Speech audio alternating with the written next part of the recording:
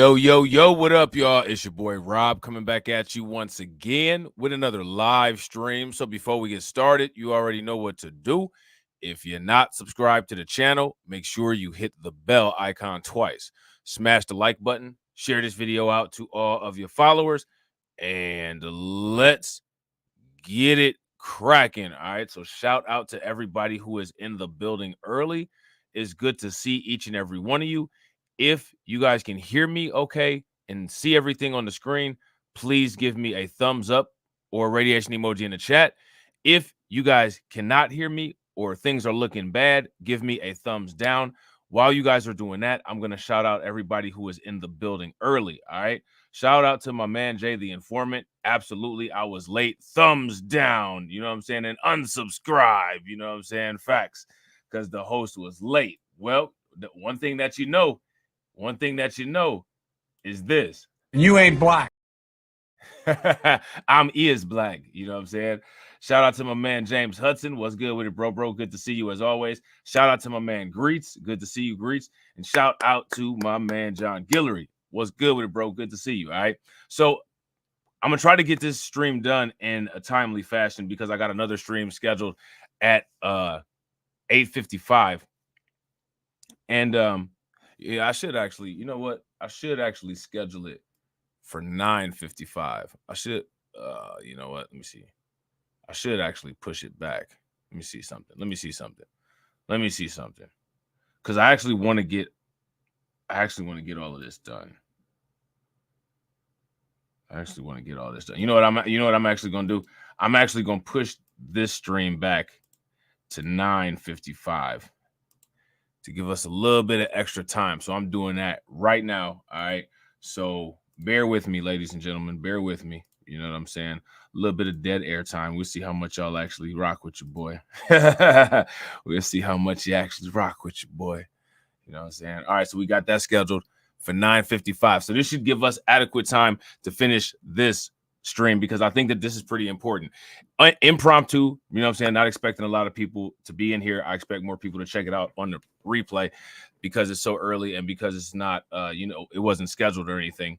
But yeah, this is some responses to the speech that Kamala Harris did about her economic agenda.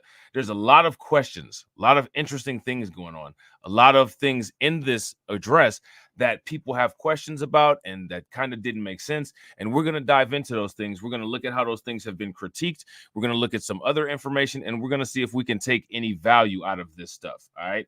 So shout out to my man off the rip, John Guillory. I appreciate you, bro, for gifting the membership. You guys are killing it with gifting the memberships, growing the memberships. I definitely appreciate that. Make sure you guys show John some love for standing on business, growing the fam. I'm standing on business. I'm standing on business. How do you think that we fund this organization, huh? We're not exactly the March of Dimes. All right, that's what's up. Definitely appreciate it. Now, there was a piece that came out today, and this piece was from Fox News. And what it says is people are realizing that Kamala Harris can't answer a question. Now, let me ask you guys, what do you think? Is it that Kamala Harris can't answer a question, or is it that she refuses to answer questions? What's interesting about this situation is that when we went over these policies that she came out with in detail, it was revealed to us that many of these policies are simply remixes of older economic stimulus plans from C-19, and from other stimulus that came out under Joe Biden, right? Not really anything new, not really anything original. That in itself tells me that there's not a lot of information or not a lot of new information behind a lot of what Kamala Harris is pushing. It's just remixed, rewrapped, old Democrat policy and Democrat talking points. If you guys would agree, give me a thumbs up. If you guys disagree, then give me a thumbs down. Now, my question is, how can old Democrat politics, old Democrat talking points, how can those old tactics be effective when we're dealing with many nuanced situations in 2024? The ideas, as long as they're tweaked and updated, would make sense. but it doesn't seem like there's been very much tweaking and update when we looked at these things. There's a lot of them that don't even have full explanations. We're expecting more explanations of these things to come out as she does future speeches and future rallies, which, when are you going to tell us everything we need to know? The last day? You know what I'm saying? Shout out to DJ Elmo. What's good with it, bro? So let's see what they're saying.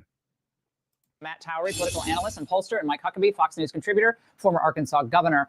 Matt, the Harris honeymoon. We talked about this a few weeks ago because a lot of people felt, well, gosh, we're so demoralized. She's so great. Look, the celebrities are doing Zoom calls. But what do these trends and what did her speech today and how wacky and left-wing it was, what does that tell you? Well, it tells me that she's reached a certain level and she's not gaining any ground right now. We've seen in the polling that we look at that basically, as you said, all these states are pretty tight. With Trump having a lead in most. Shout out to DJ Elmo. DJ Elmo asked a good question. DJ Elmo says, did you feel richer or poorer under Trump's presidency versus Biden-Harris tenure? Honestly, to be honest, me, for my situation, for the kind of, investments that I do and the kind of work that I do, it didn't really matter to me. It didn't really matter to me. My disposable income is based on how productive I am and how strategically I invest, more so than who's the president and their policies. Now, their policies, if I'm really being a savvy investor, those can help me with my investment strategies, right? But they don't really determine my nominal wealth per se, if that makes sense. You know what I'm saying? And shout out to John. I agree. We have new emerging markets now, AI and space. Yeah, facts. And those are some of the emerging markets that Kamala Harris and Trump are both trying to get early entry on, as far as being the political party that's most friendly to them, so that they can reap the benefits of the later market growth and explosions that they'll incur, and have a good foothold in those industries in the same way that the Democrats have in the media industry. Would you guys agree? Shout out to the specialist. Good to see you, bro. Now, let me give you an example how sometimes this train gets going and it's not really true. There was one set of polls that were introduced 2 days ago that came out and showed Harris leading almost every swing state. The only problem is it was produced on August the 14th. It ended the actual poll on August the 2nd when the honeymoon started. So you got to be careful about these averages. They make it look like there's more momentum for Harris than there actually is. Now, a new survey conducted by RMG has Trump up by 1 point nationally, and including the leaners, Trump has a 2-point edge. Governor, Harris momentum. They got rid of Biden. They dumped him. They did a whole coup, big deal. They bypassed the primaries. They went right to Harris. And now basically they are where they were maybe before the debate. Now, she's saying that they are where they were maybe before the debate, right? Now, here's my thing. I'm looking at that assessment, and I don't think that that's a good idea. I don't think that that's a good indicator at all. I think that that's actually a very bad sign for the Democrats. And the reason why I think that that's a very bad sign for the Democrats is because the reason why they did what they did was because they claimed that they didn't see a pathway to victory. Now, we looked at all the statistics, right? And we made some assumptions about how this would go. And in the beginning, it seemed to go completely away from how we were assuming that it would go. But what you're starting to see now is that now all of the dust is settling, and now that all the confrontations are taking place, some of the volatility is going to stop. And once that volatility stops, for the most part, I would say the majority of polls will start to normalize. They'll start to standardize. They'll start to look similar, and we'll start to see that similarity riding its momentum all the way through to November and ultimately determine the election. Now, what I believe is happening is that the initial shock, the initial awe, the initial momentum of Kamala Harris is starting to settle. And now people are going to start asking more critical and technical questions. Depending on how Kamala Harris is able to handle these critical and technical questions, that will determine how successful she is going forward. If she's able to handle those things, she may be able to be competitive. If she's not able to handle those things and she just kind of falls flat, like how she tends to fall flat, I think that what we'll see is we will see the original statistics of Trump having these marginal leads start to become more widespread. It's not going to be like a blowout, but it's going to be more marginal leads, more widespread. If you guys agree, give me a thumbs up. If you guys disagree, give me a thumbs down and let me know what you think. Maybe a couple months before the debate. How's this working? Well, here's what we've got to remember. Kamala Harris is like the ice cream cone right out of the freezer. Pretty good when it comes out of the freezer, but the longer it stays in the hot sun, the more it melts. What I'm seeing is it's August and the ice cream is melting. People are beginning to realize she can't answer a question. She won't answer a question. She gives these speeches like she did today that were what my friend Larry Gatlin would call bovine droppings, pure nonsense, utter ridiculous attitudes about how the economy works, completely clueless, like your previous guest mentioned. And at some point, people will realize she got nothing. She got nothing to give to us. And all we'll get with her is more of what we've had with Biden, which is 20% inflation and grocery prices doubled. And most Americans, I hope, are smart enough to say, can't live with that. Let's go back to Trump. I mean, even the ideas that even pretty liberal Democrats have rejected, they threw out there today as part of her economic plan. I've never seen anything like this. This is just wild. So according to this other new survey, when asked if the U.S. would be better off if its policies were more like California, only 28%, Matt, agreed that they would be better off. What do you guys think about that? That's a bad indicator. That's a bad indicator. And as you guys can see, there was a poll.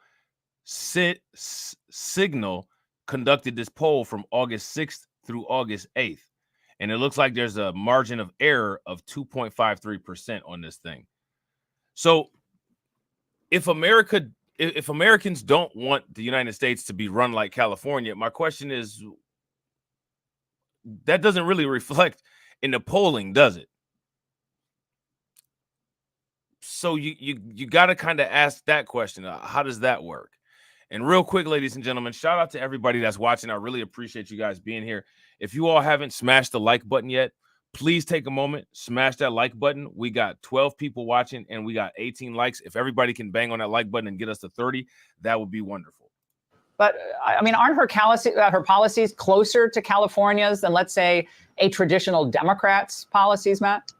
Oh, they are. And I'll give the Trump campaign some credit. I know they get criticized right now. I think they're running a pretty good campaign. They have good ads up in these battleground states, certainly on the border, pointing these things out. What I think the Trump team needs, though, or some of these other PACs that are either running sort of wishy-washy ads or not running at all, to come out and point out the facts, the very things you're talking about, and run her own voice. The things that she has said in the past would horrify the independent and moderate voter if they could just see them. They just need to get them up there in the ads so it can penetrate past this news media that's blocking all these stories out.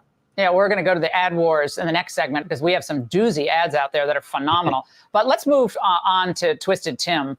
Watch what happened when he was introduced back in 2016. Pay attention to the title that was used. Congressman Tim Walz, also a member of the Armed Services Committee and Veterans Affairs, Democrat of Minnesota, highest ranking enlisted soldier ever to serve in Congress, enlisted in the Army National Guard at 17 and retired 24 years later as Command Sergeant Major and served with his battalion at Operating Enduring Freedom in Afghanistan. Governor. Now, you guys see that? That's that stolen valor thing. Now, mind you, that clip is also from Fox, it looks like. Oh, no, this is C-SPAN. They took it from C-SPAN, March 3rd of 2016. Now, here's the question. Why didn't Tim Walz correct them when they said this? Why didn't Tim Walz correct them when he said this? Attention to the title that was used. Congressman Tim Walz, also a member of the Armed Services Committee and Veterans Affairs, Democrat of Minnesota, highest ranking enlisted soldier ever to serve in Congress, enlisted in the Army National Guard at 17 and retired 24 years later as Command Sergeant Major and served with his battalion at Operating Enduring Freedom in Afghanistan. Governor, I mean, this has happened repeatedly. And one thing you know by our brave men and women in uniform, they always know what rank they retire at. That's a really important deal. Is he contributing to her lack of momentum in the stolen valor issue that continues to bubble up? If he isn't already, he will be, because the more people understand, they'll realize this guy's not ready for prime time. They didn't vet him. The reality is, well, let's be very clear. We honor him for his service that he did render, and he did, and I respect him for that. Here's what we can't honor. We can't honor the deception and the lies. He should be praised that he served, but he should not be praised for lying about the way he served. When he talked about he carried a weapon into war, he didn't. When he talked about serving in Afghanistan, he didn't. And he had a rank that he didn't have. That's what's the problem.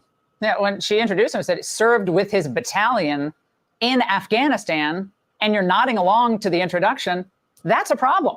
And that speaks to someone who has a very weird, inability to just be straight about something that, I mean, he should be proud of his record. Like, I don't. Now, I actually agree with Laura Ingraham here. What do you guys think? If you guys agree with her, give me a thumbs up. If you guys disagree, give me a thumbs down. So now then we have to go back and we have to re-examine all of the liberal media, right? NBC, CNN, ABC, CBS, all of these videos where they say that they debunk this. Because how do they debunk this when you have him accepting the title and not making any corrections right there? That's my question. Shout out to Black Women Stand Up. What's good with it? How do you do that? I don't understand why he would want to do that, except if his motives were to inflate his background. So it's very odd, but I think that was a bad pick. Matt, do you believe Shapiro would have been a much bigger help to her? Oh, heavens, yes. I think Pennsylvania would be really tough for Trump had that pick been made. I was shocked that they went with Walz. And I think when his record is shown and the things he said, this business about J.D. Vance not being good, J.D. Vance looks fantastic compared to him. Well, I think J.D. Vance is fantastic, period. Matt, Governor, great to see you. Totally. I know, I don't mean to. Hey, Sean Hannity. All right, so there's that. All right, so now what we got is we got a Trump critique of Kamala Harris's economic plan. All right, we're going to check this critique out, and we're going to see what we do versus what we don't agree with. All right, now, the issue that Trump focused on here is the price gouging issue, the price quote unquote control plan. Oh, you know what? This is crazy. Matter of fact, I just saw something because believe it or not, when we go to this live stream now, we're going to do later on, if I'm not mistaken, this actually happened in a city near me. Yeah, this happened in a city near me. Yeah, this is insane.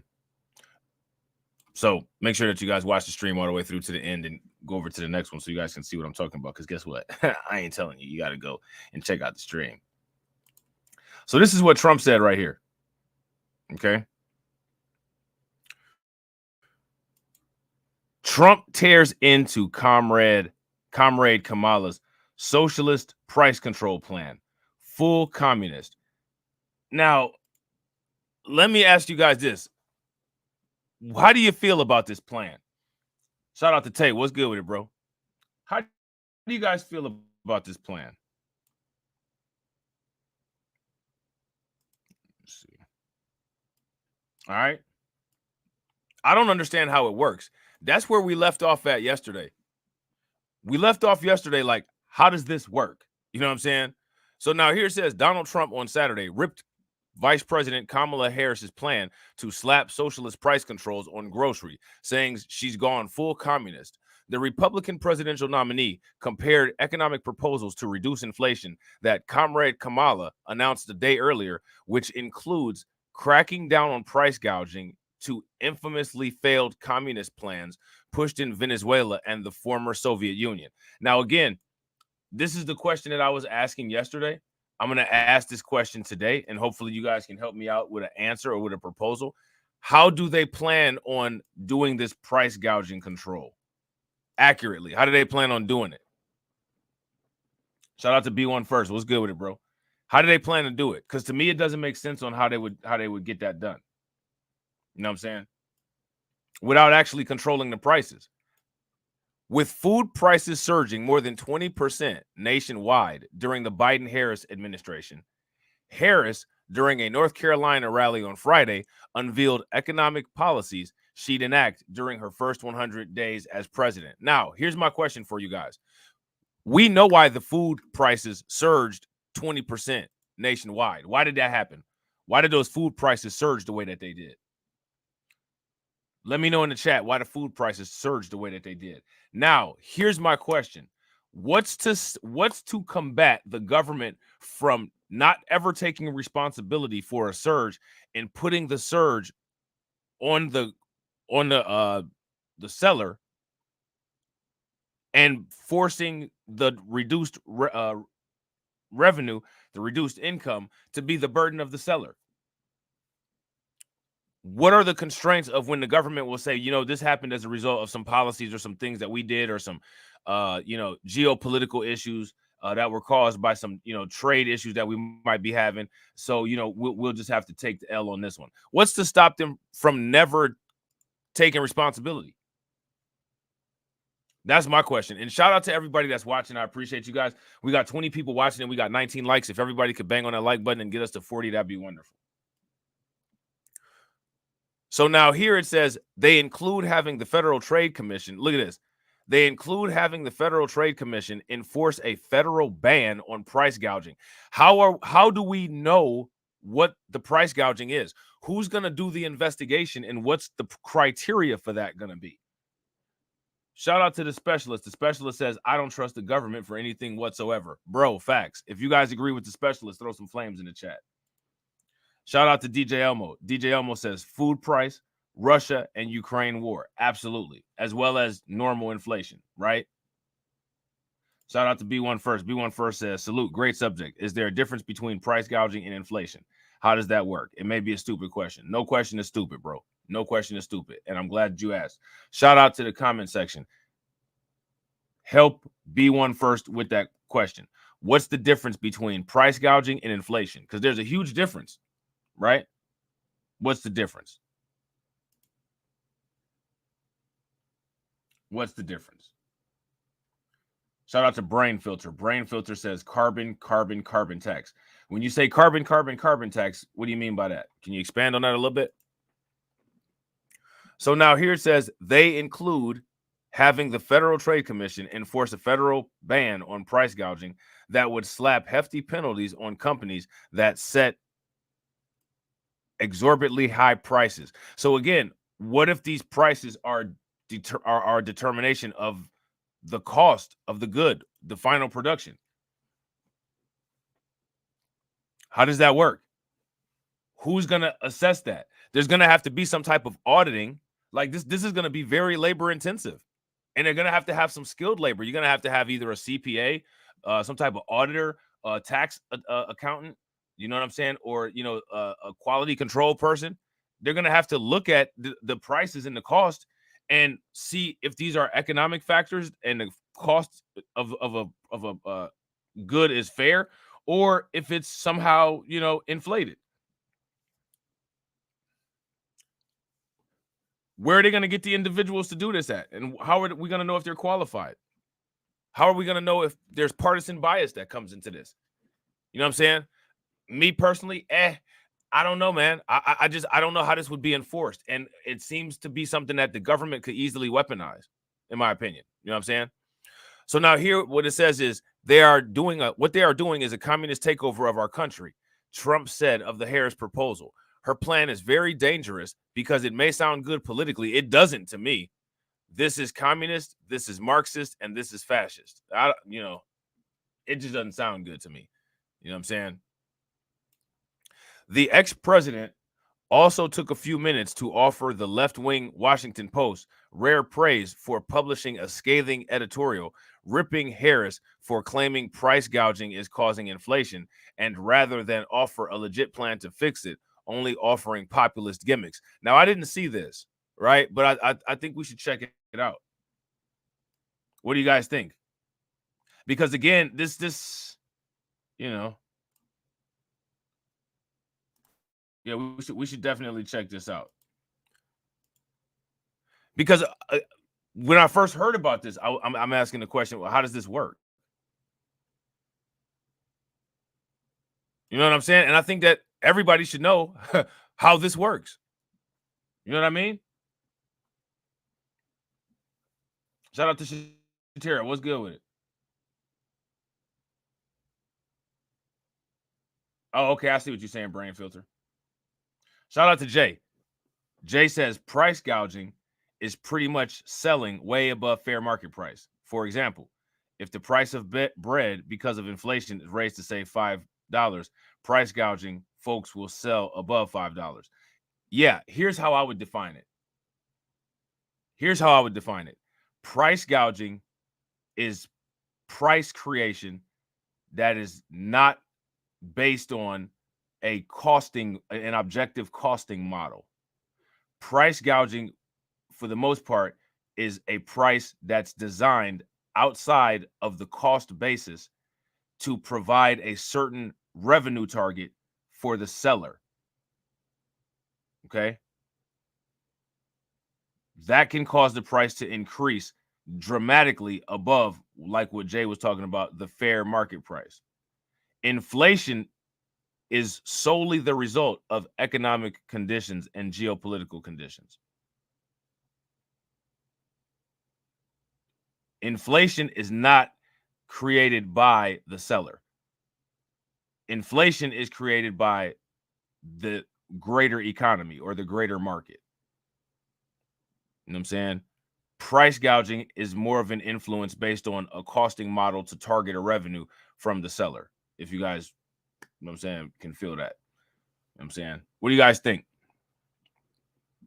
If you guys agree with that, give me a thumbs up. If you guys disagree, give me a thumbs down. So now here it says, the ex-president also took a few minutes to offer the left-wing Washington Post rare praise for publishing a scathing editorial ripping Harris for claiming price gouging is causing inflation. And we know that's not true. You know what I'm saying? That's clearly not true. Why would you say that? Why would she say that? Can you imagine if all of her explanations for everything are like this? Shout out to Rick. Rick says, price gouging, typically prohibited in hurricane zones, inflation is caused by too much money in the system, too few good services produced. Yeah, and that's another thing too. When there's a supply crunch, instead of charging the fair price like Jay was talking about, you can charge more than the fair price, right? In order to get increased revenues that people will probably pay as a result of the scarcity, right? So there's that.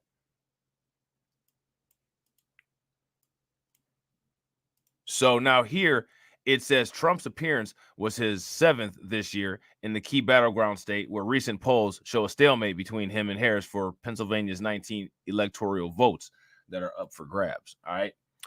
So, you know, they didn't really go into too much here, right? They didn't really give any critiques other than name calling. You know what I'm saying? And a lot of times what people want is people want an explanation that gives a good example. Okay. People want an explanation that gives a good example. Let me see. Give me 1 second, y'all. Let's see what's going on here.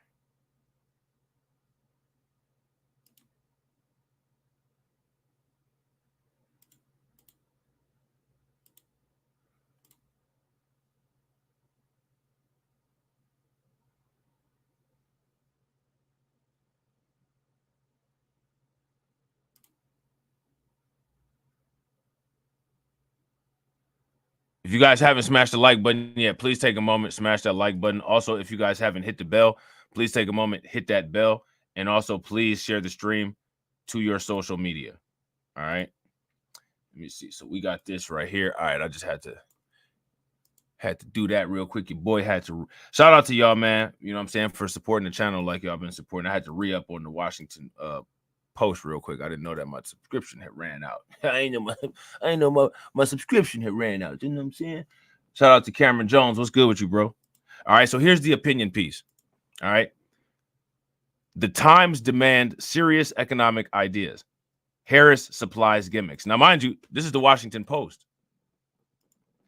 This is the Washington Post saying this about her. So here's my question. What do Ricky Smiley and DL Down Low Hughley have to say about this? They don't have anything to say about this because it's only black people who shouldn't have anything to say about it. The reason why Ricky Smiley and Down Low Hughley don't have any criticisms of this is because when it comes to this, you ain't black. You're free to do whatever you want. Okay? You're free to do whatever you want. So now here it says, it quotes Kamala Harris, price gouging, or actually it rebuttals Kamala Harris. Price gouging is not causing inflation. So why is the vice president promising to stamp it out? That's a great question. How many people agree that that's a great question? If you guys agree that that's a great question, give me some thumbs up in the chat. If you guys disagree and you don't think that it's a great question, well, then give me a thumbs down. It's a terrible question. You know what I'm saying? Shout out to everybody that's in the room. I appreciate you guys. We got 31 people in the building. Shout out to y'all. If you all have not smashed that like button yet, please take a moment, smash that like button. Also, if you guys have not hit that bell, please take a moment, hit that bell. We almost got that 1-to-1 popping off. Shout out to y'all. May as well go ahead and throw the 100s in the chat anyway. We 30 to 32. Smash that like button. Let's try to get to 60. All right. So now here it says Vice President Kamala Harris's speech Friday was an opportunity to get specific with voters about how a Harris presidency would manage an economy that many feel is not working well for them. So right here, right, this gives a lot of information in this first paragraph. This first paragraph gives a lot of information. Would you guys agree? From this first paragraph, what this tells me is that this article is going to take the position that because Kamala Harris offered this strange addressing of the economy, it's saying that she provided this explanation because she truly does not have a solution. And so she gave basically a temporary explanation. Shout out to Brain Filter. Brain Filter says, who is she targeting her message to? That's a great question. I'm assuming, right, Americans whose number one issue is the economy. Because when it came to the polls that they did, there was 3 major issues. I forget what the third one is, but the first 2 were economy and immigration. I think the third one was like Israel, Gaza. You know what I'm saying? Now, whatever state this was in, I can't remember what state it was in. I think, what they say, North Carolina? I think it was in North Carolina. So the North Carolina population who has those concerns in mind as their priorities is what I would say. You know what I'm saying? Shout out to John Guillory. John Guillory said, according to them, we should shut up and vote. They got that from your girl, Laura. But mind you, Laura didn't never tell us to shut up and vote. Interestingly, you know what I'm saying? Right? Ain't that crazy? It's crazy that Laura didn't say that, though. You know what I'm saying? It's crazy that Laura didn't say it. You know what I'm saying? She ain't say it. She ain't say it. You know who did say it, though? You know who said it. But Laura ain't say it. Laura them said a lot, but she didn't say that.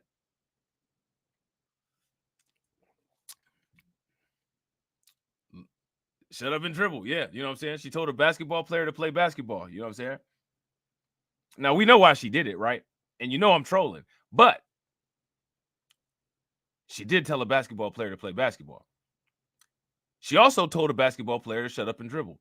You know, we be telling the basketball players to shut up and dribble, right? Stay out of politics. We be saying it, right? We ain't telling them to shut up and dribble, but we say y'all don't speak for us, right? But you know what she didn't say?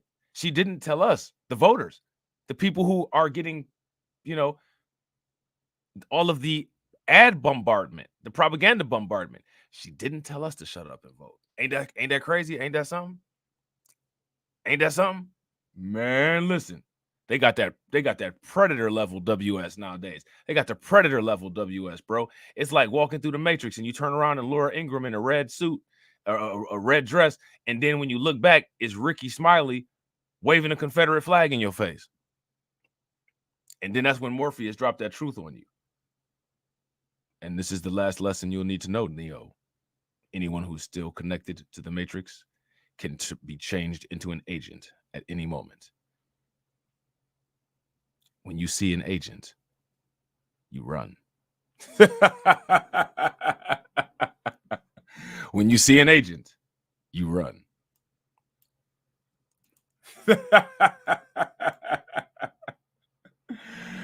Oh, man. Shout out to Cameron. Cameron said, why would anybody look back at Laura Ingraham in a red dress? Because they probably are like, this looks like that alien from Alien Romulus in a red dress. And what's going on here? You know what I'm saying? Shout out to Yagtavius. Shout out to Yagtavius Prime. Yagtavius Prime said, Rob, they just put a whole Kamami commercial on this stream. I'm hollering, bruh. I've heard they've been paying top dollar. Yo, listen, hey, they can put whatever ads they want to on here. Give me the money. You know what I'm saying? Make sure that you got my money. You know what I'm saying? Pay me my money. You know what I'm saying? Put whatever you want on there. Just make that's all I'm saying. You know what I'm saying? So now here it says, unfortunately, instead of delivering a substantial plan, she squandered the moment on populist gimmicks. How many people would agree with that statement? I would, because we should have left that conversation. We should have left that conversation with a good, sound understanding of the pathway towards a more stable economy. Would you guys agree? Instead, we left that conversation with plans of how is this feasible? And two,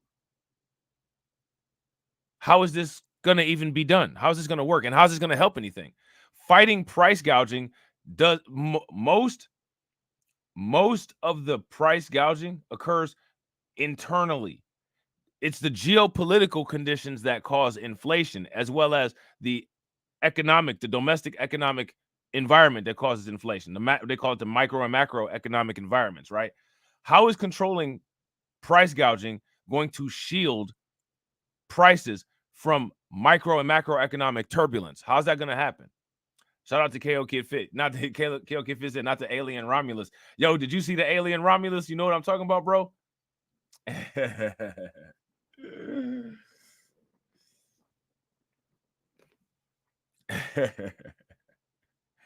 know what I'm saying? She looked like the alien Romulus with her tail tucked in a red skirt with a blonde wig on. A little bit of Botox, because the alien Romulus didn't really have no lips all like that. You know what I'm saying?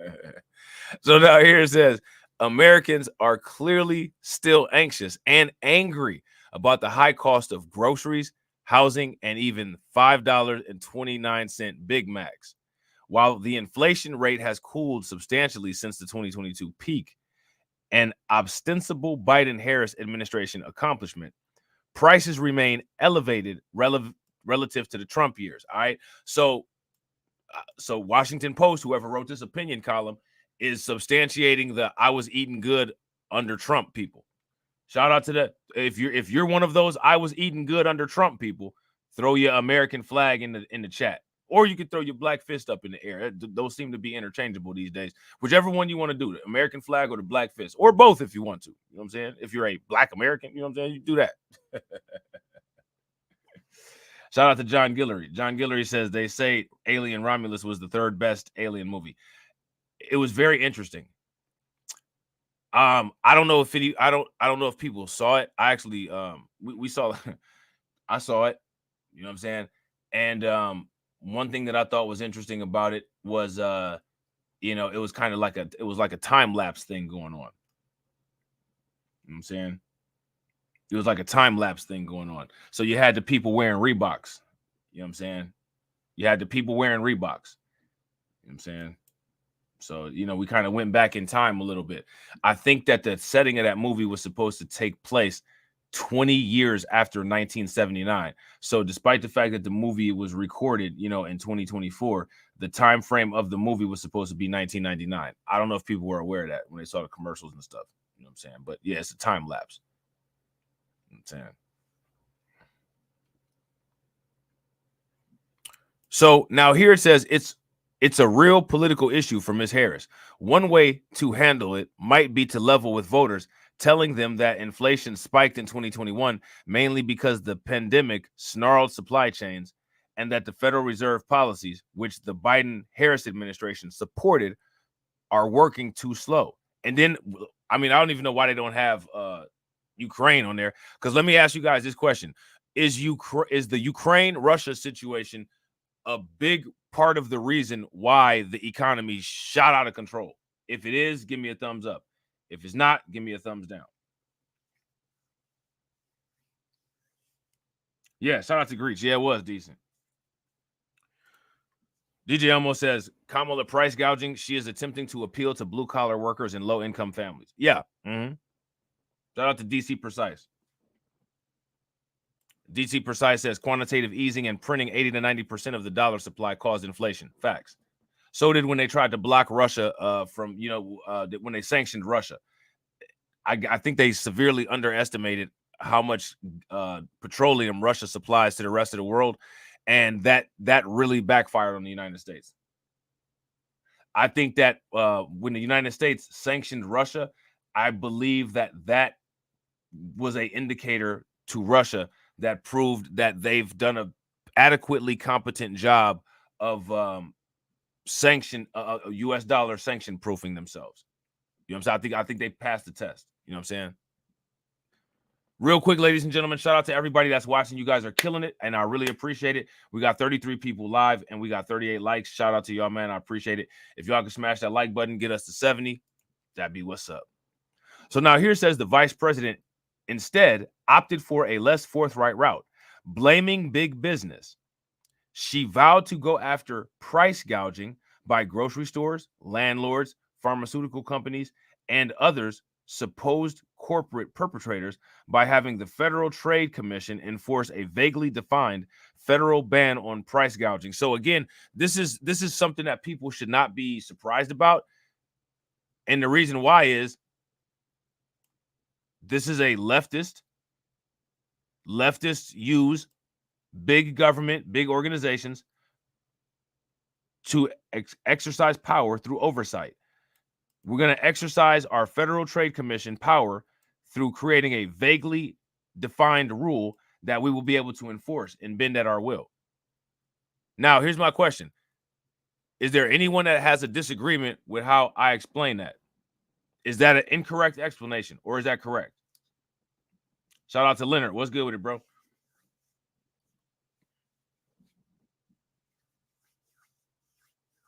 So now, why am I asking that?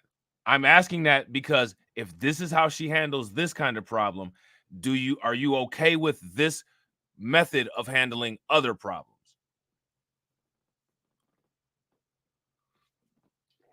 If you are okay with this, then this is your person. If you're not okay with this, you might want to reconsider some things. Look at this. Americans are upset about price increases since Biden took office. All right. So we're going to look at this graph here. Percent increases in price since January of 2021. Gasoline has increased in price 35%. Electricity has increased in price 28%. Groceries have increased in price 21%. Wages have increased in price 17%. Now, here's the issue. If wages have not increased in price greater than the largest amount of increase on here, you're losing money. Would you guys agree? So if wages are not higher than 35% increase, you're losing money. You technically didn't get a raise.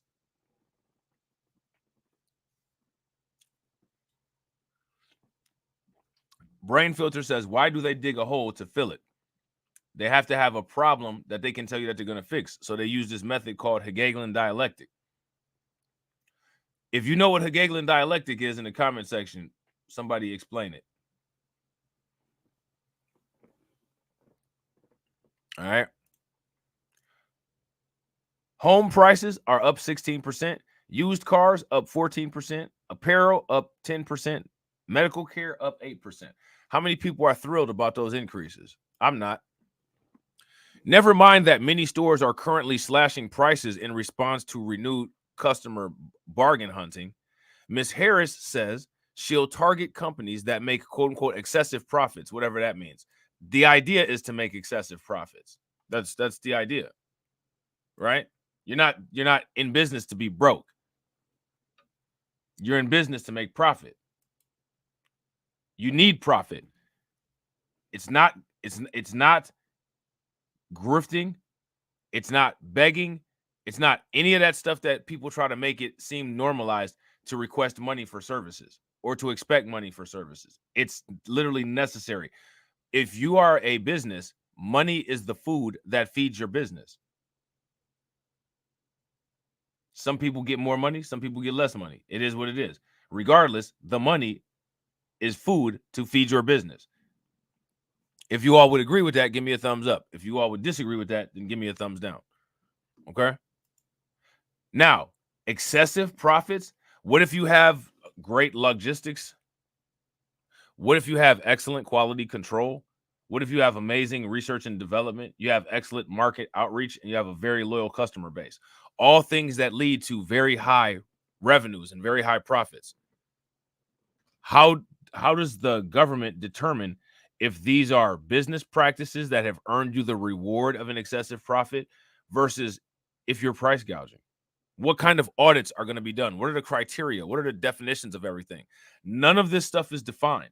And if none of this stuff is defined, then that basically they can say, well, usually in this industry, the revenue is 20%. Your revenue is 50%.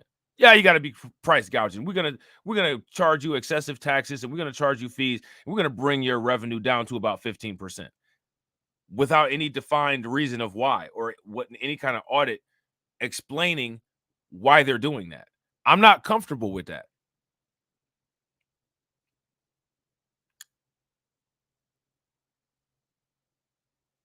I'm not comfortable with that. How many people are comfortable with that? If you're comfortable with that, give me a thumbs up. If you're not comfortable with that, give me an angry face in the chat. So now here it says, it's hard to see how groceries, a notoriously low margin business, will qualify. Thankfully, this gambit by Ms. Harris has been met with almost instant skepticism, with many critics citing President Richard Nixon's failed price controls from the 1970s. Whether the Harris proposal wins over voters remains to be seen, but if sound economic analysis still matters, it won't. And I agree. I agree. Okay. Ms. Harris's housing plan is built on a slightly firmer foundation. In urging construction of 3 million new homes over the next 4 years, she puts her finger on the essence of the housing affordability problem: insufficient supply. She offers clever tax incentives to help make it happen, but her proposed $25,000 in down payment for assistance for first-time home buyers stimulates the demand side, which risks putting upward pressure on prices. So, and this is what I'm talking about right here. So the government's doing this, giving out this money. This money is going to put upward pressure on the prices. When the government then sees that upward pressure, what's to stop them from saying, well, they're price gouging? Like, you know what I'm saying? What's to stop them from doing that? And that's the problem with that. Shout out to John Guillory. John says, who wrote this article? We're going to find out. This article was written by the editorial board, whoever the hell that is. Let me see. Let's see who on the editorial board. Oh, you know what? They don't even have it don't even say. So this must have been like a group article.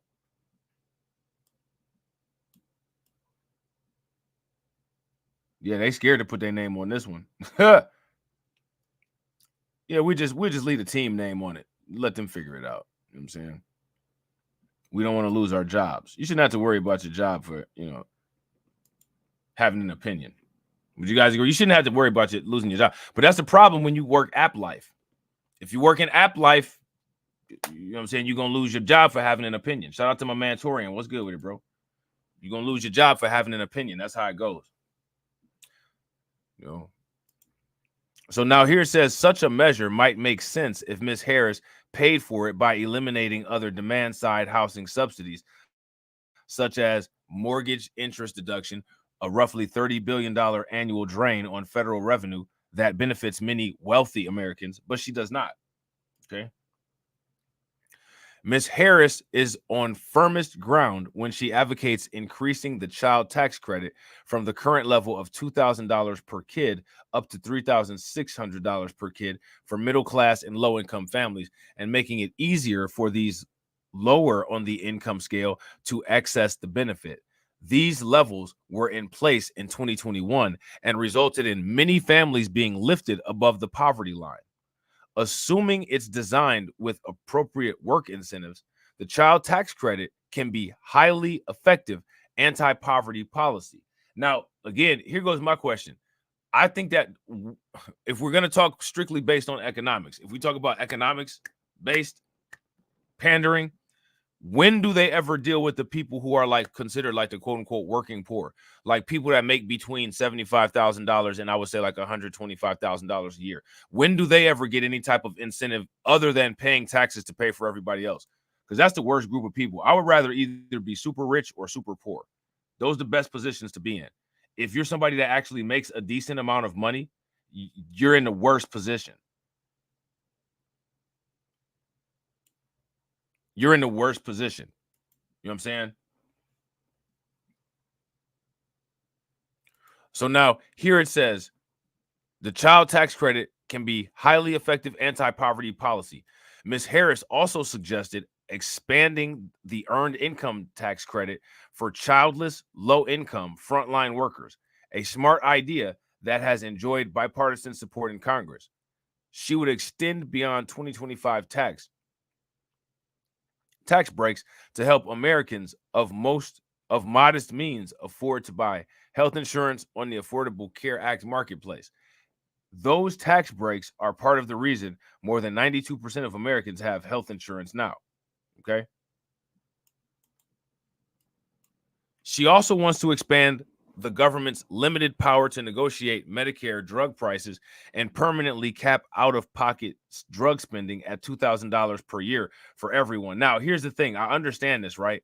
I understand it, but I don't understand how those companies will be able to be functional if they cap out the maximum price that somebody can charge for medicine at $2,000. I don't understand that. A lot of research and development goes into that stuff, and those are some highly paid people, doctors and scientists and researchers that have to do those studies, you know what I'm saying, and do the quality control on that. So how would they be able to do that? How would that be feasible? A lot of those companies will probably end up going under. And then if the companies end up going under, how are we going to get medicine?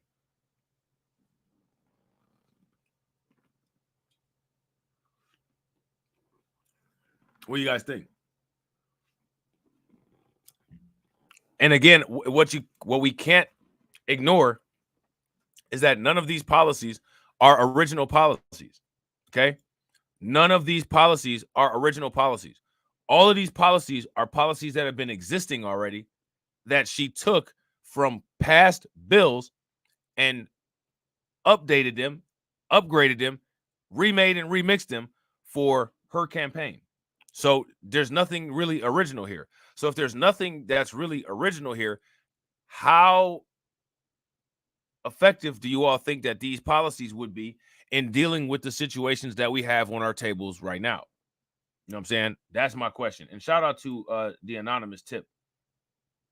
Shout out to the anonymous tip. I definitely appreciate whoever you are. Make sure you guys show some love, throw some flames, some radiation emoji, and some ducks in the chat for the $50 tip that was sent to Streamelements. I definitely appreciate you funding the organization. How do you think that we fund this organization, huh? We're not exactly the March of Dimes.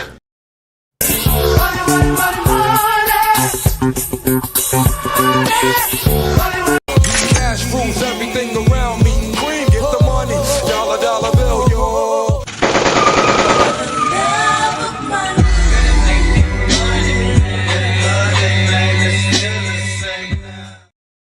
Shout out to my man Win Loser Rug. What's good with it, bro? All right. So now here it says her ideas will cost money, yet she insisted in her speech that she would hold to President Joe Biden's pledge to not raise taxes on any household earning $400,000 or less annually. So how would these things get funded then? What do you guys think? How would these things get funded? Shout out to John Guillory. John said someone giving their tithes and offerings to Robb. I know, right? Shout out to you. Shout out to whoever that was, man. I appreciate it. You know what I'm saying? So now here it says that excludes 80% of taxable income and does not take into account the recent surge in families earning over $400,000. Now, we got to start doing more talk about incomes and regions and stuff like that. Listen, if you lived where I live at, you'd be rich making $400,000 a year, man. What? You living in, like, I'm not talking about you living in a good neighborhood. You're living in the mansion good neighborhoods, like the front gate with the round driveway neighborhoods, mansion, old money neighborhoods. You'll be living in making $400,000 a year where I'm from. It's not like that for most of the United States. You know what I'm saying? Shout out to Cameron Jones. Cameron Jones said the Church of Robb. The church, you know what I'm saying? Where you won't find preachers like this. Have you ever been swallowed up? Have you gone through a time of swallowing? Swallowing, goggling. Yeah, we don't allow them type of we don't allow those type of messages at the Church of Robb, especially from somebody that's dressed like Grimace. You know what I'm saying? Yeah, we don't do that. So now here it says the Harris campaign says it plans to raise revenue to cover these costs, but again, did not provide specific offsets in its economic plan rollout. Now, here's my question for you guys. I think that we should set a new standard. The standard should be this. If when a proposal is given, if a clear-cut definition that shows how these things work is not provided with the description, it is safe for us to make the assumption that this is pandering and that they actually don't have a solution. So we need to move on to the next, because if they had a solution, the solution would be given. This is not a guessing game. The only people that are supposed to be guessing is them, and they're supposed to be guessing, did I convince you all that I'm doing a good enough job to earn your vote? I'm not gonna say, well, I'm gonna gamble. If I want to gamble, I'm gonna go to the casino or I'm gonna go get a scratch off. I'm not gonna cast a vote if I want to gamble. If I want to gamble, I'm gonna throw dice. I'm gonna throw craps. I'm gonna play cards. I'm gonna get chips. I'm gonna sign up for DraftKings. I'm gonna play Keno at the bar. I'm gonna do stuff like that if I want to gamble. I'm not going to gamble when I should have facts. I'm going to gamble when I want to use chance. This should not be something that is a circumstance of chance. This is micro and macroeconomics 101, which means that it's solely based in math, interactions of things between micro and macroeconomic systems. Shout out to Win, Lose, or Row. Yeah, meme coins. I you know what I'm saying? Throw a little bit down on some meme coins if I want to gamble a little bit. You know what I'm saying? Hit some meme coins on some lows, and hopefully they, you know what I'm saying, bounce back up in a couple months with no research. You know what I'm saying? I'll do something like that if I want to gamble. Not this. I don't want to gamble on this. I want to know that you're competent. The only way that I can know that you're competent is if you provide a logical, rational, fact-based explanation that has proven scientific method affirmation behind it that these techniques work. If you can't provide that, man, go on somewhere, man. I ain't trying to hear it. And then we don't need Ricky Smiley and them come talk about, oh, you just no.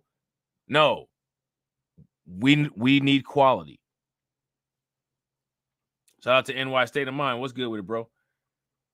Shout out to Cameron Jones. Cameron Jones says, does quantitative easing cause inflation? $1.6 trillion last year. What do you guys think? Now, I would say quantitative easing contributes to inflation. I would say a lot of factors of the macro and microeconomic environment that are interventions that stop free market and free supply and demand. I believe what happens is there's what's called, this is a term that I'm making up, there's what's called a buildup of controlled outcomes. And the buildup of controlled outcomes, it's almost like, say for instance, like you got a hairline fracture, right? And you just keep walking on it, and eventually your leg snaps. That's because instead of getting it fixed, you continue to walk on that injured leg, and each time you re-injured it, it increased the injury and increased the injury and increased the injury until it was unsustainable. I believe that that's what happens with things like hyperinflation, inflation, balance of payments crisis, currency devaluation, right? So in a situation with inflation, you have all of this manipulation in market, quantitative easing and stuff like that. Yeah, absolutely, Cameron. Fake money to cover the fallacy of capitalism. And then when those things no longer hold up, there's a mathematical catastrophe, which what we see in, economics would be inflation, right? What we see in economics would be a balance of payment crisis, hyperinflation, thing like that. You know what I'm saying? If you guys agree, give me a thumbs up. If y'all disagree, give me a thumbs down. New York State of Mind 22 says, Rob, do you think Ricky Smiley and DL Hughley follow scientific data? You know what? I'd actually like to hear them answer that question. I don't want to say that they do or don't. And the reason why I don't want to say that they do or don't is because I don't want to look at them the way that people would look at me. Because somebody would look at me and be like, this dude don't follow all that scientific data. Why would somebody look at me like that? You know why somebody would look at me like that. So instead of, shaming black people, I'm not going to do that. I would say I'd like to hear your explanation. What kind of information you follow to where you draw your conclusions from. You know what I'm saying? And I'd be interested to see what they say. What do you guys think?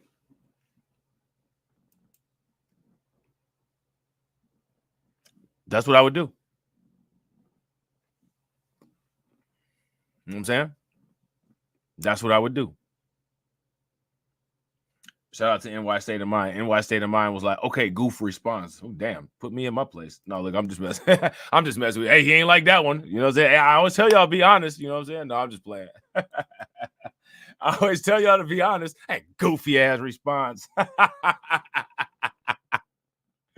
Boo, do better, Rob. You know what I'm saying? No, I'm just messing with you. Yeah, facts. Shout out to Win Lose a Rug. Asked him how they source their info. How did you get your information? Where did you come up with these things? You know what I'm saying? Where'd you come up with these things? Oh, man. What you think you smart? That'd be the response. What you think you smart? Yeah, I actually I don't think I'm smart. I know I'm smart. But me knowing that I'm smart is not it's not an indictment on you. I'm not saying that you're not smart. I'm just saying that I'm smart. I want to hear what you got to say. Like, I don't like what this is 2024. Can we stop smart shaming? In 2024, if we can stop smart shaming, give me a thumbs up. If in 2024, now we got to keep doing it, give me a thumbs down.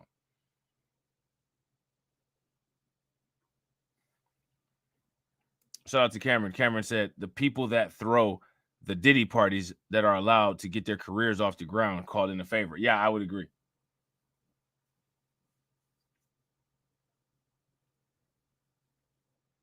I would agree.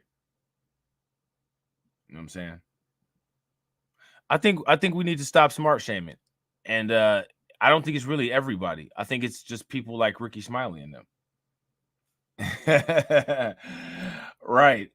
As soon as if I had them on the stream and they'd be like, you think you smart, don't you? I'm gonna hit them with this. So dumb. You are really dumb. For real. Oh, you are so dumb. You are really dumb. For real.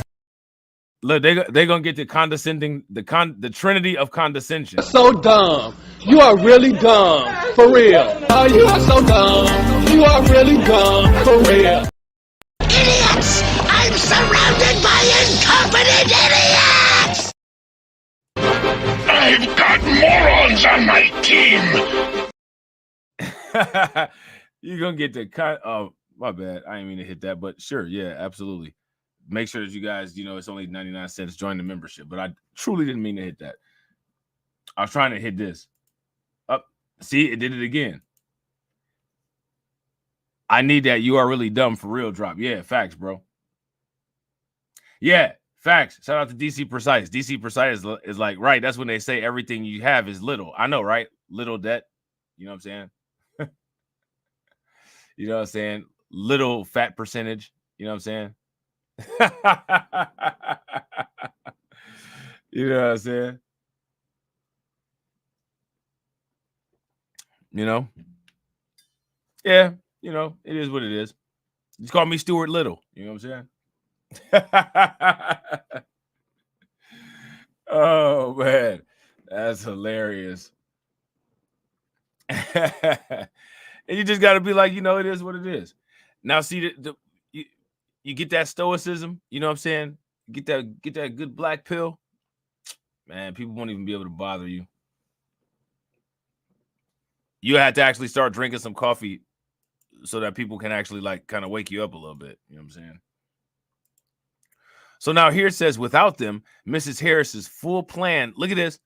Look, without taxes to cover these costs, Ms. Harris's full plan would add $1.7 trillion to the federal deficit over a decade, according to a Committee for a Responsible Federal Budget, a nonpartisan budget watchdog. Okay? Look at this. Hold on real quick. Wow. I want to show you guys this. How many people would be interested in looking at this? If you guys are interested in looking at this, give me a thumbs up. If you guys aren't, give me a thumbs down. I think that this is actually interesting. U.S. Budget Watch 2024, Committee for a Responsible Federal Budget. Kamala Harris agenda to lower costs for American families. It's going to lower costs for American families, right?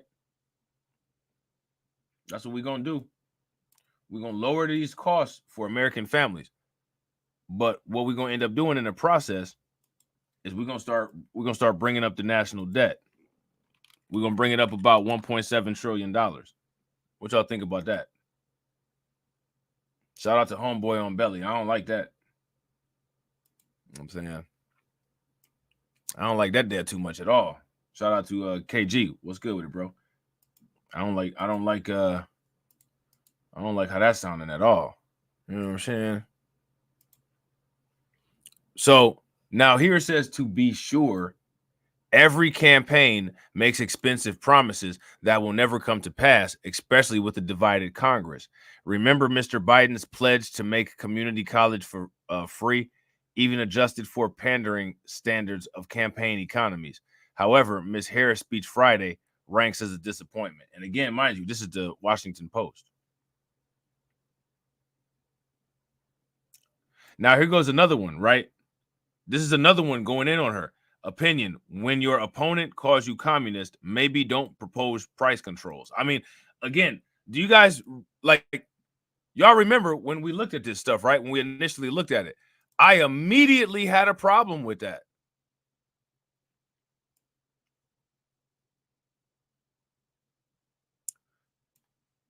Like, I immediately had a problem with that.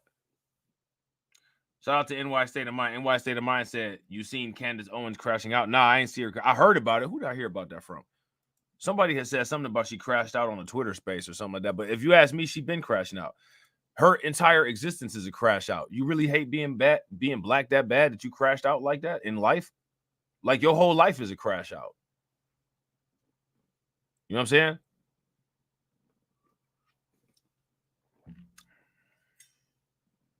Her whole life is a crash out. Oh, it was UKG. Did you say something about it in the Discord? That's where it was. Okay. Yeah. Yeah, you had mentioned it in the Discord. That's right. I was like, I heard about it. It was on a Twitter space or something, but I can't remember where I heard it. Too much stuff going on. Real quick, shout out to everybody that's watching. I really appreciate you guys. If you all haven't smashed that like button yet, please take a moment, smash that like button. Also, if you guys haven't hit the bell, please take a moment, hit that bell. We creeping. That's what's good. We got 54 likes and we got 46 viewers. We now in the range to get that 100. So smash that like button. If you haven't hit that bell, take a moment, hit that bell. Share the stream to your social media. Yeah, shout out to Torian. I agree, bro. Her whole life is a sports page. Her whole life is a crash out, bro. She's a walking crash. She's a crash test dummy. She already been through the windshield. She been through the back window, and she's still walking around and just waiting for the next crash. You know what I'm saying? You can learn a lot from a dummy. Remember they used to say that back in the day? Shout out to KG. KG said she's fixing to have a 3 p.m. space with the Tates on vid. Boy, she finna get trolled to Z heaven. She's so these people, man, are so weird. Like, they just don't get it. I'm not, me personally, man. Like, I'm not in the business of really trying to convince any of those type folks of anything. You know what I'm saying? To me, like, I don't understand what your purpose is. You know what I'm saying? Go get a citizenship to a European country. Matter of fact, go to Ukraine and try to join the Azov battalion. There's actually countries that have like actual, like, pro-white, actual WS governments that are around today. Go to Poland, go to Hungary. You know You know what I'm saying? Go to Ukraine, join the Azov battalion. I mean, if it's really like that, why don't you do that? You know what I'm saying? You don't like the diversity. You don't like the, there's places you can go. But here's my thing though, right? All those people that have these issues, if you went to Ukraine and joined the Azov battalion, who are you going to complain about then? Because all of the things that you complain about, you're not even going to be around. You're going to be around a bunch of white people that are extremely ethnocentric, that are not ever around other cultures. You guys remember when they did the a lot of articles about the Ukraine war with Russia, when a lot of Ukraine refugees were going to different places and they didn't like the fact that there was other people besides white people there, so they would set up their own little enclaves. Go live in a place like that. One thing that I don't understand is that all these people that have issues with black people, specifically black Americans, they never try to ingratiate themselves with actual racists. Like, I mean, it's cool to do a live stream with Nick Fuentes, but why don't you actually go all the way? Go buy yourself a Harley Davidson and go try to be a prospect for a 1% motorcycle club. Go to jail and join the Aryan Brotherhood. I mean, go all the way. Why you half-stepping? I don't understand it. Shout out to Patrick. What's good with it, bro? Do that make any sense? I mean, to me, it just doesn't make any sense. I don't understand. I don't understand that. I'm gonna follow you around and bother you. You're gonna follow me around and bother me about my existence because I'm black. I don't interact with you. I don't seek you out. I don't do anything except for just live my life and try to enjoy it to the best of my ability. But you want to make a case against me being black.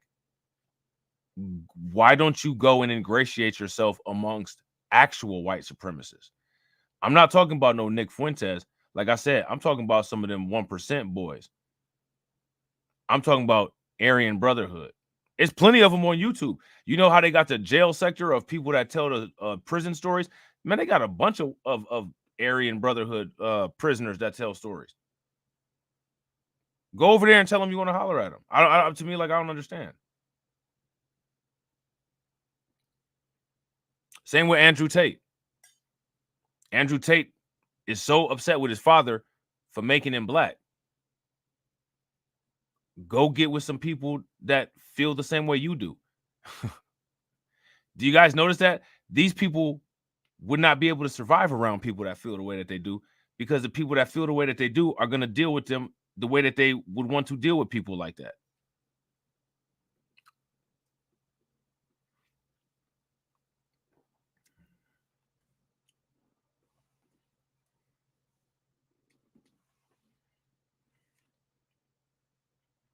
Shout out to Patrick Tyler. Patrick Tyler said, if we all left the U.S. and somehow got our own country, they'd be over there messing with us. Because the first thing that you do is get a strong military, and the second thing that you do is develop a working relationship with China and Russia.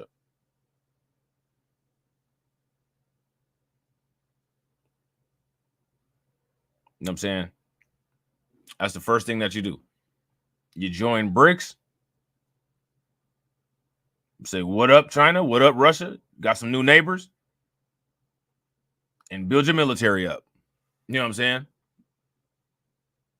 And then just every once in a blue moon, send a postcard to the United States and be like, you remember slavery? You remember the Civil War era or the Civil Rights era? Okay, just checking. Going back to my BRICS meeting, drinking some Russian vodka now, eating some Chinese food. I holla. You know, I just want to know if you remembered or not.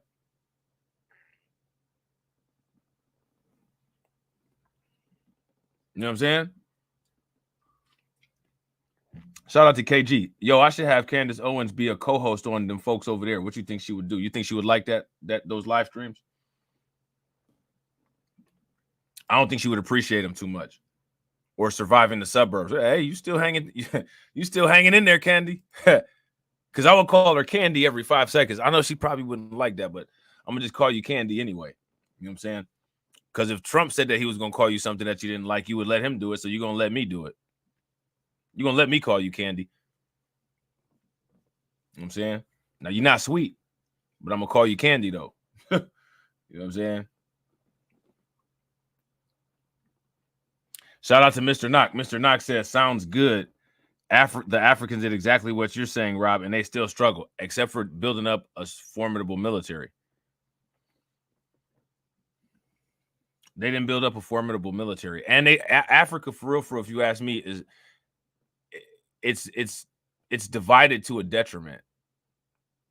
I don't understand. Here we go. Now I'm about to get called a xenophobic foundational Black American, right? I don't understand why people complain about Black Americans delineating when people on the continent are so hyper delineated, it's rendered the continent with the most resources in the world completely irrelevant to anything other than being an exploitation factory. I don't understand that. But why are these people telling us that we're being divisive? I mean, have you looked at your continent lately? We're not even a part of your continent. And if we are a part of your continent, which country are we from? So what are you talking about? Divisive. We're not dividing anybody. Who are we? What Africans are we dividing? We're not going to Africa saying, give us the southern end of Ghana so this can be our foundational Black American Wakanda. Nobody did that. So I don't understand why people come with these weird, like, intellectually dishonest arguments. Like the arguments become so dishonest. Like y'all really reaching. And honestly, like I think a lot of it is YouTube stuff. A lot of these people just reaching for content. Like you just want to have some content to make. And if you want to have content to make, then you for real really are not real about anything that you're saying, because when it comes to making the type of changes that's necessary, you got to do more than just make videos. You know what I'm saying?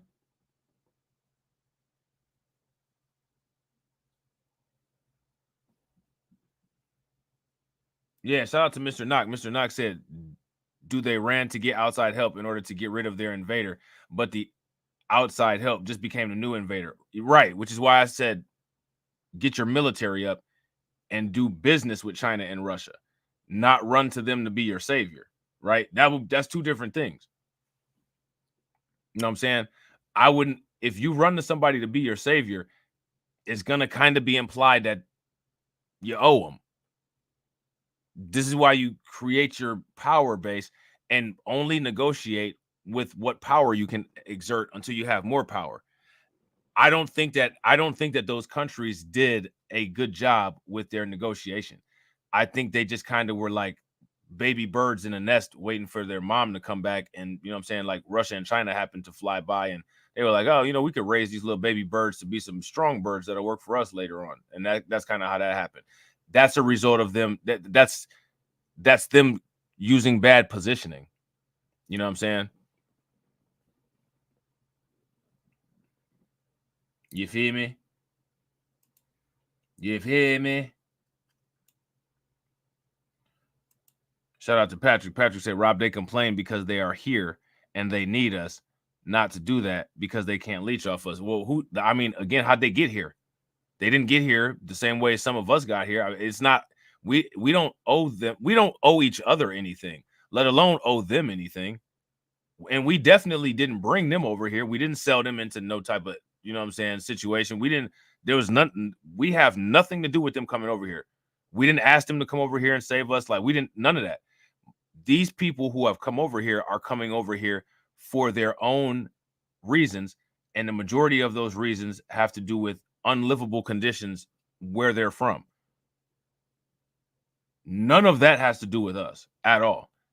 Even these socialist leftists, you know what I'm saying? You got the people like Revolutionary Blackout Network and, you know what I'm saying, like these super progressive left-wing weirdos, you know what I'm saying, that'll sit there and say, well, you benefit from America being good.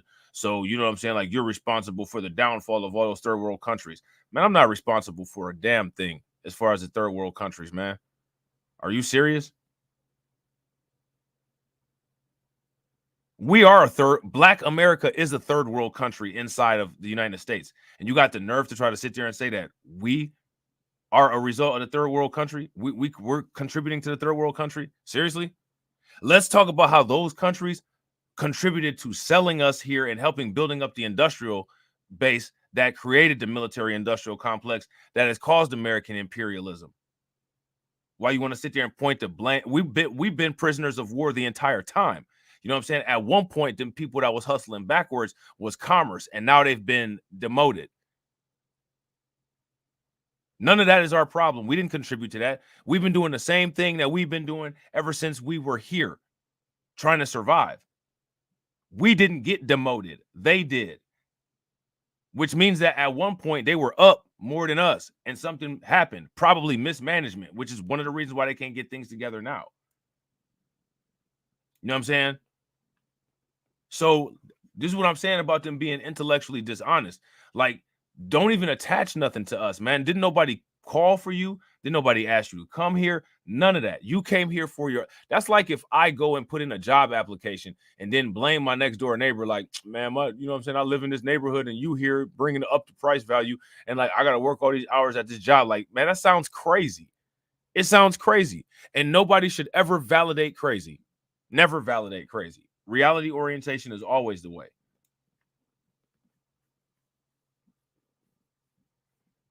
Shout out to KG. I wouldn't be surprised. They've been teetering on it for a while. You know what I'm saying? And see, and this is one of the reasons I wouldn't even go back and forth with them, bro. I'm not going back and forth. You know exactly what the situation is. Shout out to Solo T. What's good with it, bro? They know exactly what the situation is. I'm not even doing that. I'm not even doing it, bro. I don't have no beef with anybody from the diaspora. You know what I'm saying? Me personally, y'all know I'm not even with the diaspora wars, but like just some, like in a lot of cases though, you can't help it because some of the egregious intellectual dishonesty is just so wild. It's just so wild.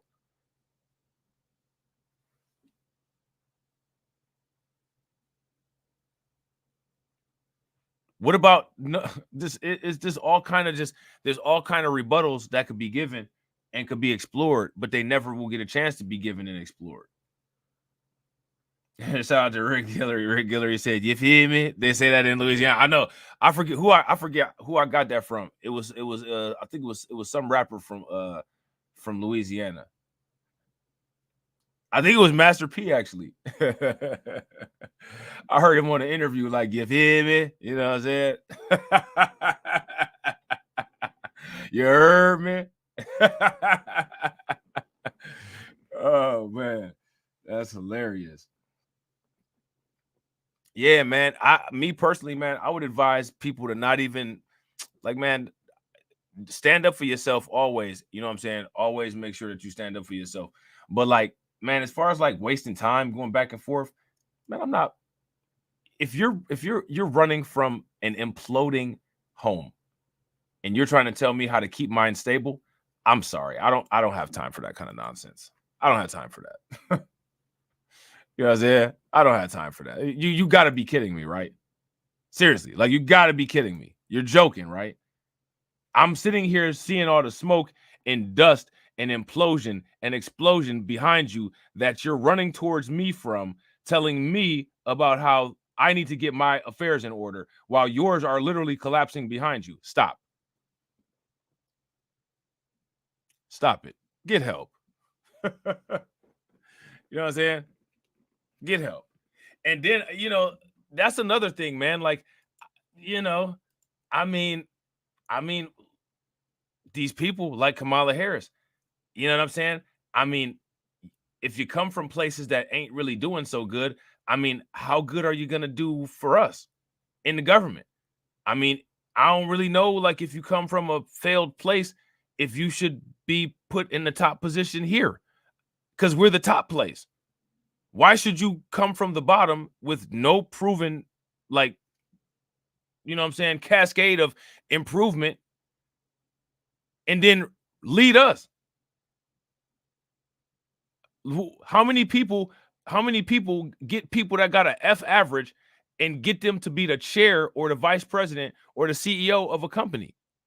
What if you found out that the hospital that you go to, the chief medical director was a failed biology student? Like, nobody's going to be like, yo, whoa, hold on, bro. Like, nah, you shouldn't be the chief medical officer. What? You failed biology.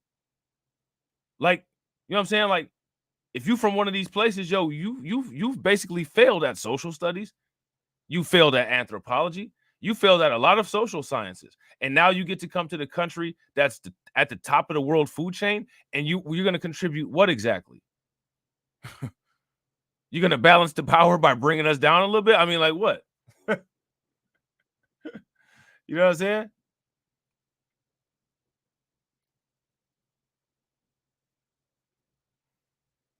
Think about it. And shout out to Patrick. Patrick said Kamala Harris is our fault. This woman's supposed to have been rejected by Black society, but instead Blacks are celebrating. It's fascinating. It's fascinating. It's what we be talking about. That's why Patrick had to take the black pill. He ain't had no choice. You don't have no choice. You either become black pilled or you live in a hopeless romantic delusion. You know what I'm saying? You live in a hopeless romantic delusion. It's infuriating, bro. Absolutely. But you begin to find like you begin to find weird coping mechanisms. You know what I'm saying? Shout out to NY State of Mind. NY State of Mind said Patrick was like Amazing Lucas. Patrick, you went to the Straight Pride Parade with Milo Yiannopoulos? You did that? Because I know somebody else who did. You know what I'm saying? Shout out to John. John said, Rob, check out the photo in Discord. Trump is well. Let me see what you got in there. Hold on real quick. Let me see. Of course, man. As soon as I hit this, hold on real quick. As soon as I hit this, it logged me out.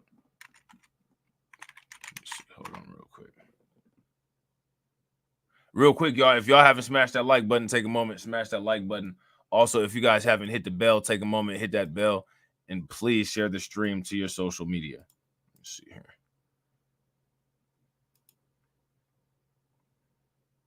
Shout out to Patrick. Patrick said, I was never like Amazing Lucas. Yeah, I feel that. Amazing Lucas is actually he actually inspired me a long time ago to join and become a content creator on YouTube because I was really irritated with seeing people like him talk crazy to black people. And I didn't feel that there was like enough people. Like it seemed like everybody on YouTube was like Amazing Lucas.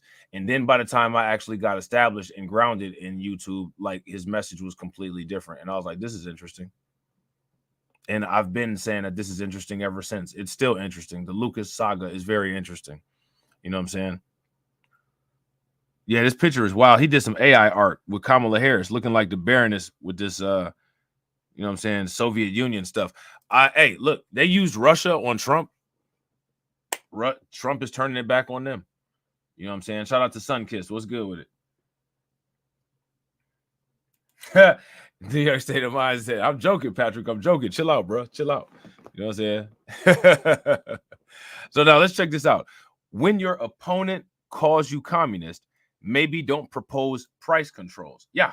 I mean, you know, that's kind of like if you're, you know, somebody is saying that you're a drug dealer.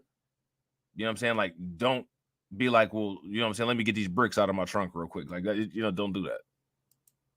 You would think that that's kind of obvious, right? But it clearly wasn't obvious for Kamala Harris.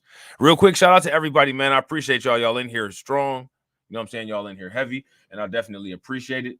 Make sure you guys smash that like button. If you guys haven't hit that like button, do that. If you haven't subscribed to the channel, take a moment, hit the bell icon twice. All right. Share the stream to your social media. Throw them hundreds in the chat, man. We at that 1-2-1. We at the 1-to-1 again. 64 or 63. That's what's good. That's what's good.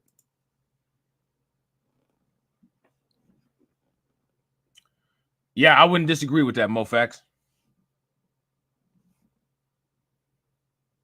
I wouldn't disagree with that. Oh yeah, bro. Shout out to, and this is one of the, when I heard people, when I came on YouTube and I heard people like saying like, yeah, you know, people like Amazing Lucas who like, you know what I'm saying, stand up for black people. I was like, what? Who? stand up for black people? You mean the dude that used to call us ignorance, and then he changed it to now where there's race-specific ignorance? This is interesting. Let me go do some back research on what the hell happened here.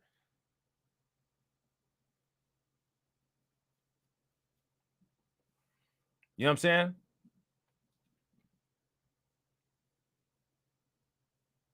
Then I saw what happened. I said, oh, okay. Whatever. No, he was at the straight pride parade. He went to the straight pride parade. It was like some like white male type thing. You know what I'm saying? But the dude Milo is a LGBTQ conservative, suspected allegedly WS, that he was cool with Kanye West too. You know what I'm saying? Now again, people entitled to do what they want. You know what I'm saying? Like, I'm not the content police. I'm not the behavior police.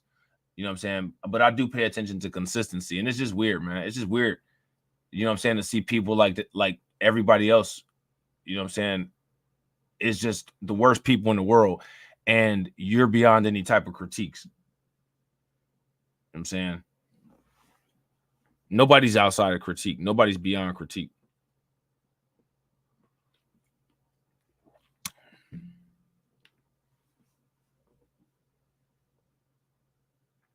You know what I'm saying?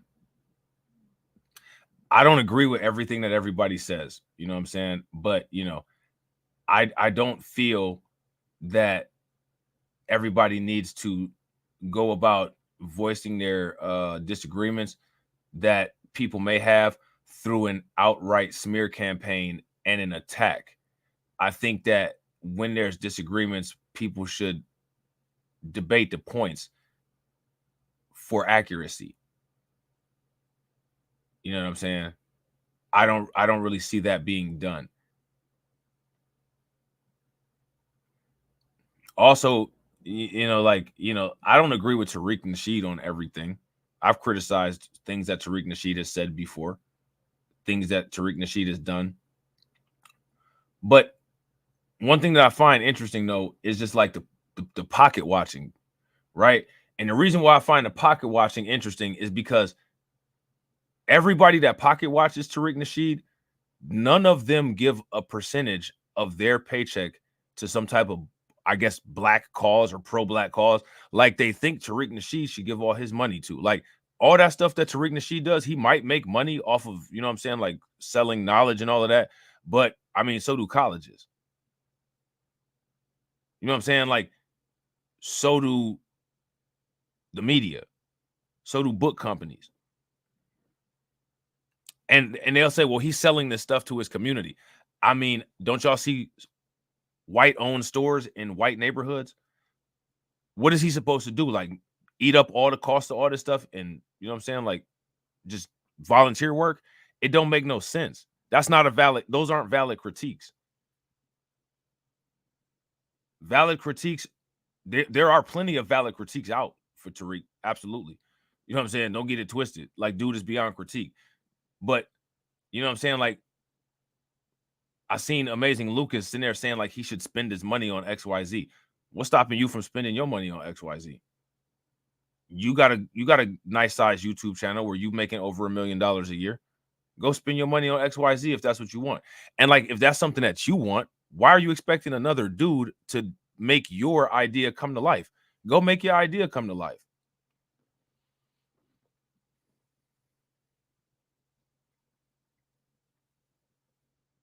You know what I'm saying? Make your idea come to life. You an animator. That's what animation is, right? Animation is bringing your imagination to life. Bring your imagination to life. I don't understand. Why would somebody tell somebody else what to do with their money? Nobody owes anybody anything. This is what I'd be saying when people had these expectations. Well, LeBron James didn't even give $700,000 to the XYZ Foundation. He don't have to. If he wants to blow his money on prostitutes and drugs, he's allowed to. And there's nothing anybody can say about that. You know what I'm saying? Nothing anybody can say about that. I don't understand. Like, no one is. No one is required to do any of this stuff that people are expected to. Well, they didn't even give any money to this foundation. They didn't even build nothing up. No one has to do that. If people, and then the thing is, you get into the problem of when people do that, then it's not enough. Or then they did it for a motive. So some people will be like, why even bother? You know what I'm saying?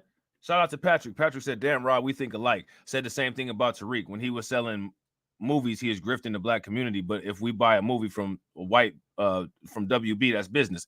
We can go watch Amistad that was created by some Jays. And did you go see Amistad? Man, they really did good, man. They really did good. You know what I'm saying? You go watch Hidden History. Oh, man, you bought something from that scammer. I'm like, what? Either they both scammers, right? WB and Tariq, either they both scammers or neither of them is scammers. But they're not mutually exclusive. You know what I'm saying?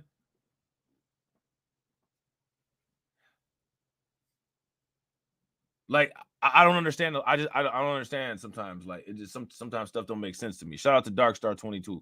What's good with you, bro? But he don't have, but here's the thing, B1 first though. He doesn't have to do that. No one has, it's not our responsibility to babysit any other adults. You guys understand that, right? Most people that are dealing with these situations, from voting, you know what I'm saying, political suppression, whatever, these are all of our these are all things that we face together. You know what I'm saying? It's not one person's job or responsibility to save everybody. You know what I'm saying? No one has to do that. And this is one of the, like, this is SBE. Like, if you got $1 million, well, you could at least get, no, I could have at least not done anything. Like, here's how I contributed. I didn't contribute to a bad statistic. You know what I'm saying? I got a business that brings in XYZ amount and raises the property value of the community, whatever. You know what I'm saying? I don't have to give my money. That's not my responsibility. I ain't got to do a damn thing except for make sure that I take care of my family. Anybody that goes above and beyond should get treated like they're going above and beyond, but you can't ever get treated above and beyond because people believe that they're entitled to shared wealth, and no one's entitled to shared wealth. Yeah, shout out to Darkstar. I did. I heard about her aligning with BlackRock. Yep. You know what I mean? So, like, here's my, anybody that feels that, like, see, now check out Yvette, right? And Tone, right? They're, I guess, what they doing the ADOS thing. You know what I mean? Anybody who wants to do or get some type of government representation, they can get it. TD got less resources than all of these people, and TD has brought multiple actual politicians and media figures onto his platform to speak with his audience. Sadly, those are the least engaged videos, which is one of the reasons why he doesn't do it anymore. You know what I'm saying? But he did that. TD brought the reparations community, or the reparations panel from California. He brought the alderman people from New York. He brought the alderman dude from Chicago. You know what I'm saying? He had the old media dude on there. What was his name? Tavis something. Had him on there.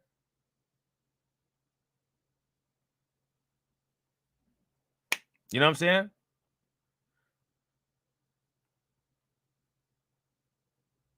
You know what I mean? He didn't have to do none of that neither. No one has to do anything that they do.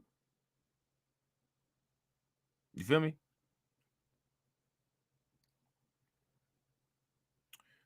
Now, the people that want government representation, if they want it, buy it, get it. A lot of like Tariq, I never heard Tariq. This is one of the things where I be saying I don't agree with some of the stuff that Tariq say. Tariq talks about different stuff than I talk about. Right? We got dramatically different content. Me, I actually talk about like super PACs and stuff like that. Tariq kind of gloss over him, but he don't talk about that stuff in the detail that I do, which is perfectly fine. There's nothing wrong with that. Nothing wrong with that. You know what I'm saying? He do his content how he do it. I do mine how I do it. But to me, it wouldn't, like, based on the content that Tariq has done over the years, it wouldn't even make sense to be like, you need to get something organized together politically. The stuff that Tariq does, to me, is reflective of how he does his content. And I'm not saying that in a bad way. I'm not saying it in a good way. Like Tariq seemed like kind of just, you know what I'm saying, a laid back dude that kind of chops it up. You know what I'm saying? It seemed like he got like some good intentions, you know what I'm saying, with improving some things with black people. You know what I'm saying? But, you know, he do what he do, not too structured, you know what I'm saying? Kind of, you know what I'm saying, add a fun little vibe to stuff and keep it pushing. And to me, the things that he does are reflective of that. Tariq doesn't, like, to me, present himself as some person that it should be on Shark Tank making serious business decisions, and then is presenting doing stuff that is not matching up with that. Like, what the stuff that he does to me matches up with his personality. It matches up with his content. You know what I'm saying? So when people be like, "Oh, he's a fool," I don't. It's the same as the shit with Joe Biden in the debate. Everybody like Joe Biden performed horribly in the debate. I was like, no, he didn't. The fact that he didn't fall down, he actually did good. I thought Joe Biden did good at the debate. That's just how badly I think of Joe Biden. Y'all are the ones that were in shock and surprised. And I told y'all with all these clips of him falling up and down the stairs, falling off the bike, he's gonna get washed horribly at that debate.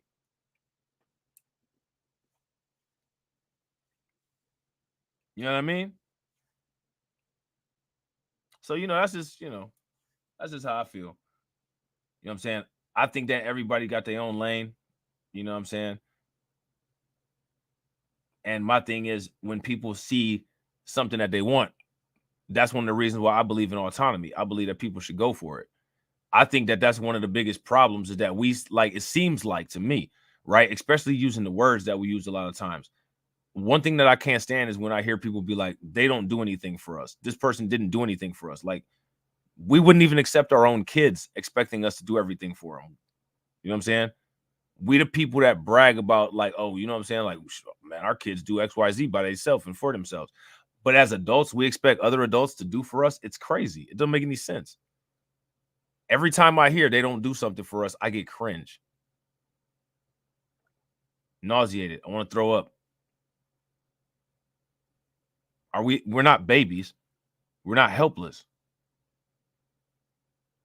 You know what I'm saying? So this is why I believe in autonomy and why I believe in putting an idea to reality quickly. Because what happens, it seems like with us, is that we'll come up with a concept or something that we want, and then it'll never get done because we have the expectation that somebody needs to do it for us. And the thing is that, you know, somebody will be like, well, why are you saying this stuff about us? I'm not saying this stuff about us. You literally can look at the clips of people saying this kind of insanity all the time. I'm literally quoting other people. I'm not saying this stuff. I've actually gotten into heated arguments and heated panel debates with people because I'm actually saying we're capable of doing stuff. And I have somebody arguing me down, telling me how weak we are and how powerless we are. We can't do anything. It's like, what? And that at that moment is when I realized that there's a thin line between pro-blacks and coons. You know what I'm saying? Pro-blacks will argue you down harder on the incapabilities of black people than a white supremacist will. A white supremacist will sell you a dream and tell you that black people can do anything just to gaslight you. You know what I'm saying? Knowing that we had the history behind us and the disparities that we have. But those arguments will literally be the same as what a lot of pro-blacks say. And it's like, that's interesting because you're not supposed to be the person that's saying that. You know what I mean? Shout out to B1 First. B1 First said, Black Light, I feel that's how I am. Cool on it. Yeah, I feel you, bro. I feel you. You know what I'm saying? Like, I just be, you know, it's like, you know what I mean? Shout out to John Guillory. John Guillory says, yep, Dr. Umar, I'm sorry. I can't stand that he does that. Bro, so many of them do it. So many of them do. I mean, look at, you know what I'm saying? Michael Eric Dyson just the other day. Like, come on, bro. Mo Fact said, everyone has their own lane, but too many people are in the wrong lane for their skill set. Facts. And some people don't even have no skill set. You know what I'm saying? Yo, I didn't even realize that it's already 9:55. We got to get started on that other stream. So, yo, check this out. What we about to do then is we're going to save this and we're going to do a part 3. We're going to say this and we're going to do a part 3. And we're going to get into that. And we're going to get into those price gouging issues on the part 3. All right. That's what we're going to do. All right. Don't move a muscle. Stay in the stream. It'll take you right into the next one. All right. Once you get into the next one, drop a comment. Hit the bell icon for the notification. And we will be getting started very shortly. All right. Shout out to the stream sponsor. It was John. Definitely appreciate you because y'all know without y'all, ain't none of there. All right. And as always, ladies and gentlemen, walk up in the life. Yeah, I'm really talking my shit like I'm really him. Hold up, look, walking this bitch like, hey. Yeah, I'm really him. Talking my shit like, hey. I'm really him. Don't believe me? Come and see me. Got 3 wishes from my genie. Now I'm on your local TV. Y'all on tour. Got demons. Say she wanna come and see me when I'm in a local city. I'm like, pause though. Please step aside so they can see me. And I walk up in this light. Yeah, I'm really him. Talking my shit like I'm really him. On God. Walk up in this light. Yeah, I'm really him. Talking my shit like I'm really him. I'm the realest from my city. That's on my knee. That's on TV. That's on mamas. Niggas don't believe me. Come and see me. I been dodging all that face. All these niggas working broke, but I been getting paid. All that know me from the street. Flexing for what feature? That's like every other week. Talk behind my back. I kick my feet up, have a seat. Cause at the end of the day, all these watching me as I walk up in this light. Yeah, I'm really him. Talking my shit like I'm really him. On God. Walk up in this light. Yeah, I'm really him. Talking my shit like I'm really him. On God. Walk up in this light. Yeah, I'm really him. Talking my shit like I'm really him. Hold up. Look, walking this bitch like, hey. Yeah, I'm really him. Talking my shit like, hey. I'm really him. Hold up.